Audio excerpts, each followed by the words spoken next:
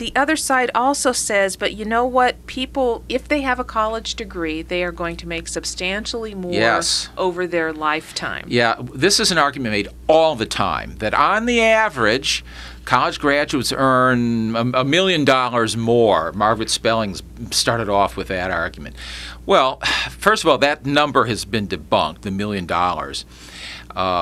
But even more importantly than exactly what the 279,000 or $1 million or whatever it is, that's an average. It doesn't mean anything about the next person who gets a college degree. It doesn't ensure that he will gain this added earning power over his lifetime. And we know that a lot of young college graduates, in fact, even some that aren't so young, maybe in their 30s, are today working at jobs that call for no academic preparation and don't pay very well. Jobs like being theater ushers or working at rental car counters.